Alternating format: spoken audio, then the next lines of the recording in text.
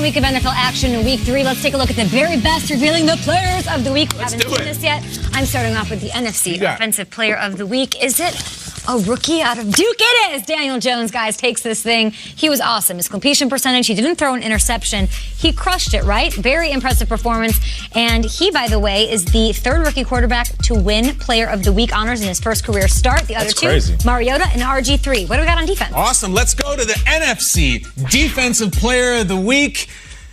Ooh, that Packers defense. Linebacker Preston Smith with the win over the Broncos. Preston Smith had 5 tackles, 3 sacks, 2 tackles for loss, and a 4th fumble. Mississippi State, Preston Smith. Guys, this Packers defense, terrifying. There he is, Big Preston. Well earned. This team is putting on a show on that side of the ball. Preston, a big part of it. Packers-Eagles. Packers-Eagles. Let's go to 1/3 of the game, which is the special teams. NFC Special Teams Player of the Week.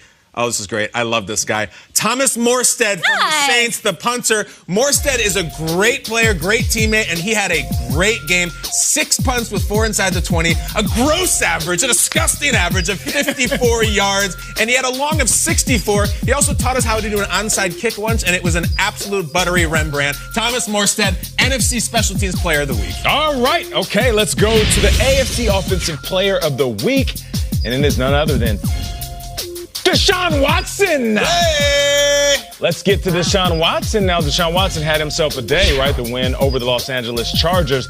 He balled out. He completed 25 of 34, 351 yards, 3 TDs, but most importantly, 0 interceptions, 135 passer rating. It's all about Mahomes and Lamar. What do you mean? Kyle, do you want to do the defensive player? Oh, Nate, this is one of your favorites. AFC Defensive Player of the Week. The big man, Calais Campbell. You saw him in that win back on Thursday night, Jags-Titans. He had 7 tackles. He had 3 sacks. It felt like it was 30. It was an unbelievable performance by him, taking down Henry, taking down Mariota, 4 tackles for a loss. The big man was back in a big way, and so were the Jags. Love you, Calais. Congratulations, AFC Defensive Player of the Week. You want to do your impersonation? Oh, cookie. Gotta get to a quarterbacky. All right, let's go with the special teams out of the AFC. Player of the Week is Jake Bailey, New England Patriots. Wow. My guy was doing his thing, 7 punts, 5 inside the 20, and a nasty, gross of 44. And he had a long of 58. Listen, man, when you're with the Pats, you do your thing all day long, and he did his thing all game long. Jake Bailey, congratulations. So there it is, AFC Players of the Week. I bet Peter Schrager knows a thing or two about Jake Bailey. Schrager, what do you got? Jake Bailey is one guy we want to meet, but what about someone else in the league? Let's get to know Kyle Allen. There's been so much love for Kyle Allen the last few days, but he's still a relative unknown in NFL circles, right? Undrafted, not exactly one of these preseason standouts. So where did the Panthers' new starter come from? The truth is, guys, he's been under our noses all along. Kyle Allen was the #1 ranked high school football player in the entire country his senior season. He was the most highly decorated quarterback in America, and he attended Desert Mountain High School in Scottsdale, Arizona. During his high school career, this kid passed for over 8,000 passing yards, had 86 passing touchdowns. Let me say that again. 8,000 passing yards in high school. How many touchdowns? 86 passing touchdowns. So he's the #1 guy. He's highly decorated, and he chooses to go to Texas A&M. This is the Von Miller, Johnny Football era, where there was no cooler program than what the Aggies had going on in College Station.